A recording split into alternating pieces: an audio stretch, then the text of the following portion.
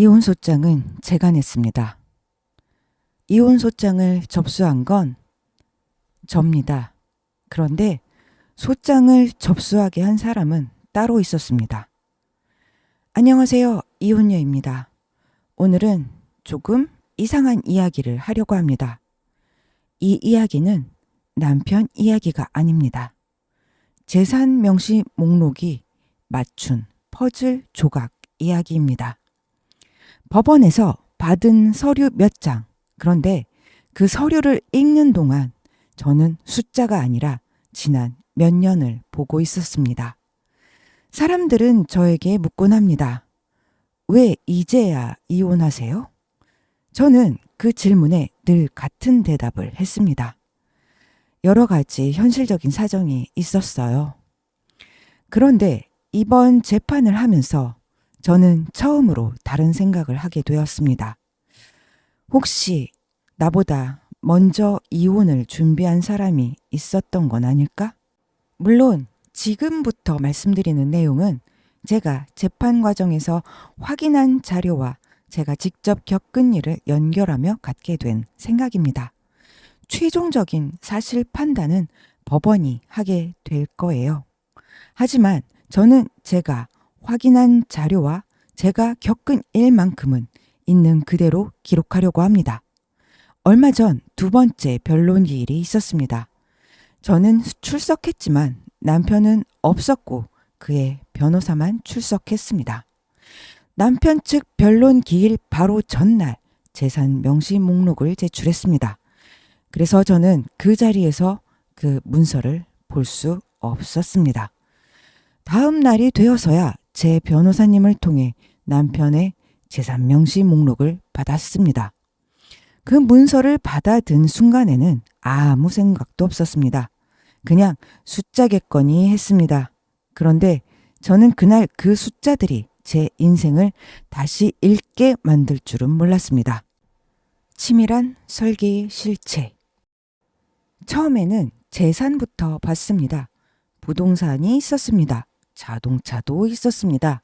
그런데 자세히 보기 시작하면서 이상한 점이 눈에 들어왔습니다. 부동산마다 근저당이 설정되어 있었습니다. 자동차도 대출금이 남아 있었습니다. 차용증도 왜 그렇게 많은지 계산해 보니 서류상으로는 상당한 규모의 채무가 기재되어 있었습니다.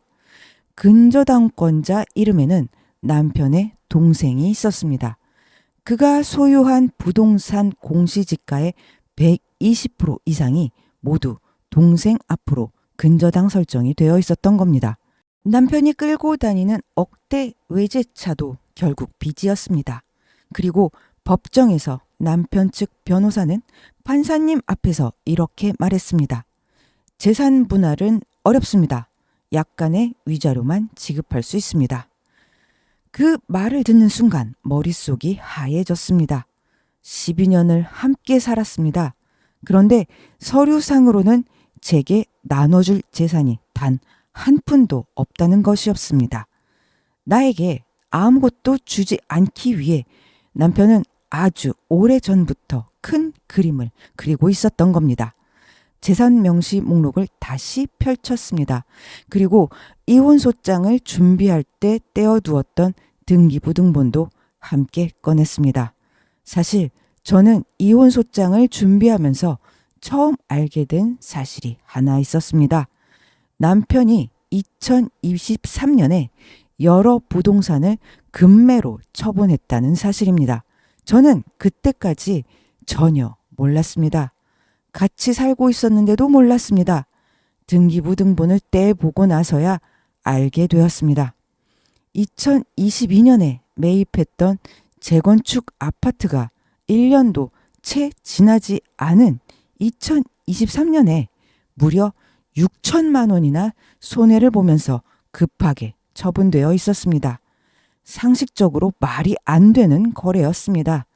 그때는 왜 그렇게 급하게 팔았는지 이해하지 못했습니다.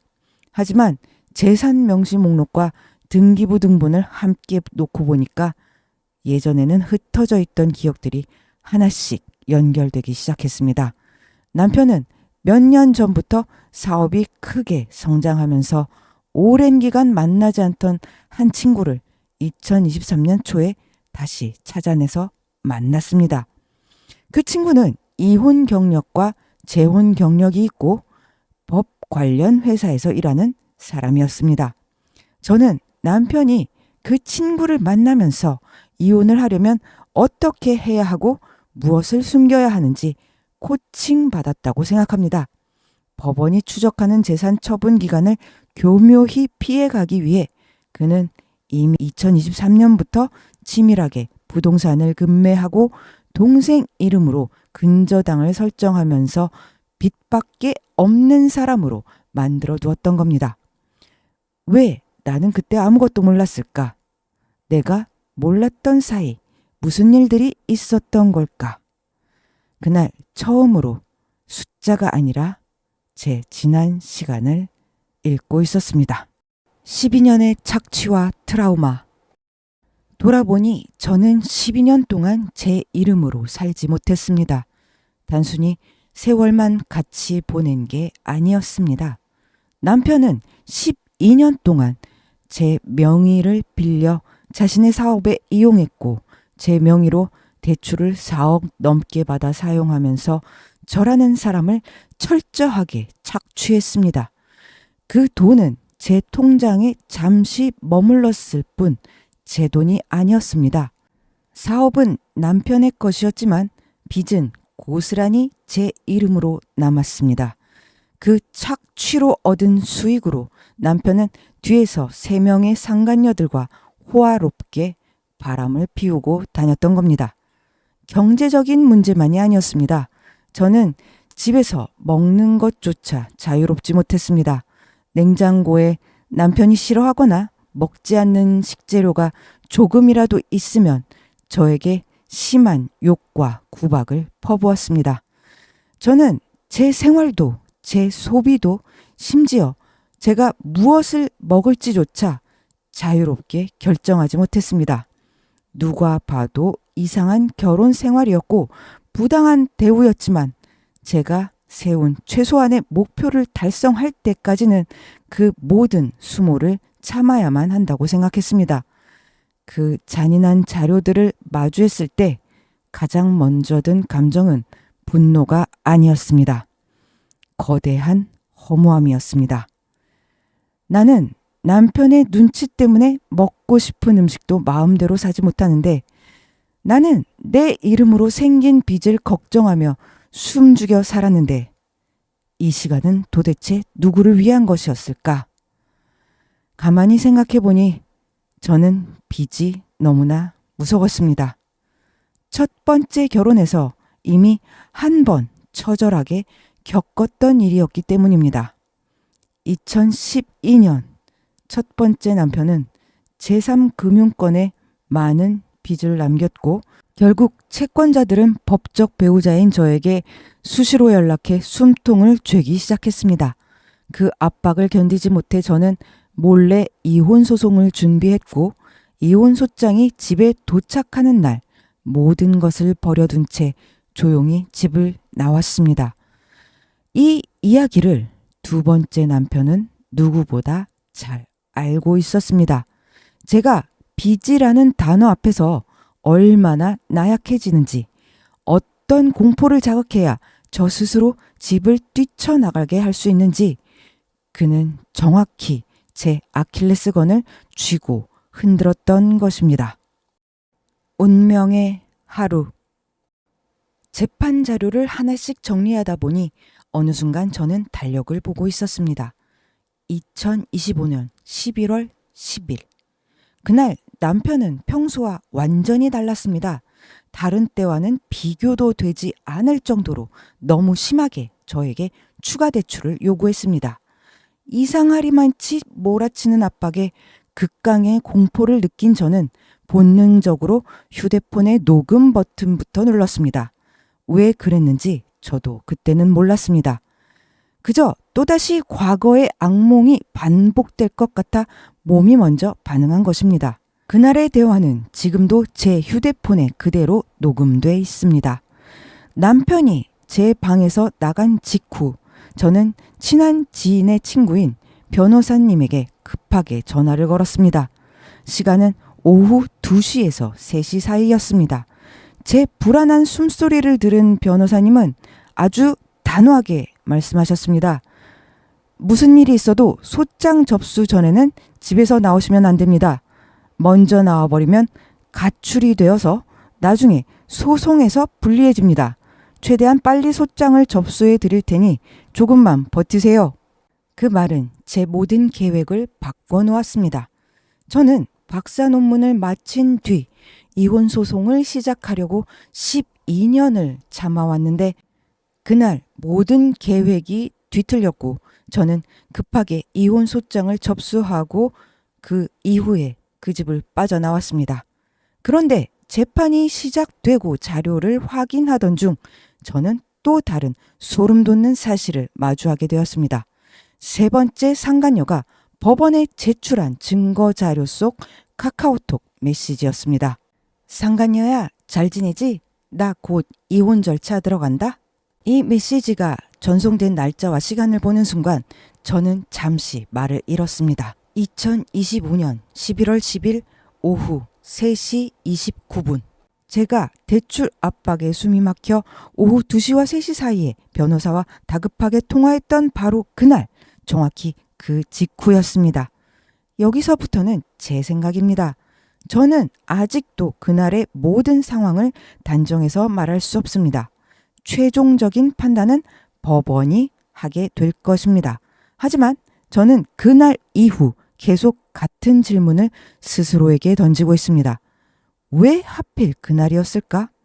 왜 하필 내가 가장 무서워하는 대출 문제로 나를 그토록 거칠게 몰아붙였을까? 왜 나를 두려움에 떨게 만든 직후에 상간녀에게는 이혼 절차에 들어간다고 문자를 보냈을까? 그때의 요구는 정말 우연이었을까? 아니면 나 스스로 집을 나가게 만들기 위해 철저히 던진 덫이었을까? 저는 아직도 그 답을 모릅니다. 증거는 답을 주는 것이 아니라 잔인한 질문을 남긴다는 것을 이번 재판을 하며 깨달았습니다. 도망이 아닌 탈출. 재판이 끝나고 법원을 나설 때마다 저는 늘 같은 생각을 합니다. 나는 왜 이렇게 늦게 탈출했을까? 사람들은 저에게 묻습니다. 왜 12년 동안 참았어요? 왜 이제야 이혼하세요? 그 질문을 들을 때마다 말없이 고개를 숙였습니다. 제가 바보 같고 너무 오래 미련하게 참은 것만 같았습니다. 그런데 재판을 하면서 생각이 조금 달라졌습니다. 저는 그 시간을 모두 후회하지는 않습니다. 그 시간 동안 제 명의도, 돈도, 시간도, 자존감도 많이 잃었지만 살아남기 위해 저는 끊임없이 공부했습니다. 혼자 설 수 있는 사람이 되려고 대학원에 갔고 전공이 다른 석사학위 2개를 받았으며 지금은 박사 논문을 쓰고 있습니다. 박사학위가 당장 밥을 먹여주지는 않겠지만 시작했으니 끝을 봐야겠습니다. 계획했던 타이밍은 틀렸어도 그 독한 노력의 결과가 저를 오늘 이 자리까지 데려왔습니다. 저는 햇볕도 들지 않는 작은 반지하 방에서 살고 있습니다. 겨울에는 방 하나를 겨우 데우려고 전기난로에 의지해 떨며 지냈습니다. 하지만 이상하게도 이 차가운 집이 저에게는 가장 편안했습니다. 왜냐하면 이 집은 제 인생에서 오롯이 제 의지로 선택한 첫 번째 내 공간이기 때문입니다. 생각해보면 저는 2번의 이혼 소송을 했습니다. 물론 2번째 이혼은 아직 끝나지 않았습니다. 그리고 2번 모두 집을 나와 홀로 서기를 시작했습니다. 저는 그 선택을 단 한 번도 도망이라고 생각해 본 적이 없습니다. 그때도 지금도 이건 제가 살아남기 위해 내린 가장 용기 있는 결정이었습니다. 저는 도망친 것이 아니었습니다. 저는 처절하게 살아남으려고 했던 것입니다. 남편은 12년의 세월을 이용해 제 모든 것을 착취하면서도 빈손으로 내쫓기 위해 촘촘한 덫을 놓았습니다. 그 인간이 법을 교묘하게 이용해 제 눈앞의 숫자들을 가리려 할지라도 저는 결코 두렵지 않습니다. 왜냐하면 저는 이미 그 기만의 무대에서 걸어 나와 그놈이 감히 볼 수 없는 가장 값진 것을 제 손으로 되찾았기 때문입니다. 오롯이 제 의지로 쥐어잡은 제 진짜 삶 말입니다. 그래서 저는 이 채널을 만들었습니다. 남편을 욕하기 위해서도 아니고 누군가를 심판하기 위해서도 아닙니다. 제가 어떤 가혹한 과정을 지나왔는지 기억하고 지금 이 순간에 저 자신을 있는 그대로 기록하기 위해서입니다.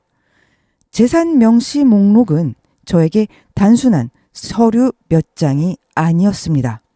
그 문서는 제가 12년 동안 믿었던 것들을 처음부터 다시 의심하게 만든 문서이자 내 인생의 퍼즐을 다시 맞춰보게 만든 서글픈 이정표였습니다.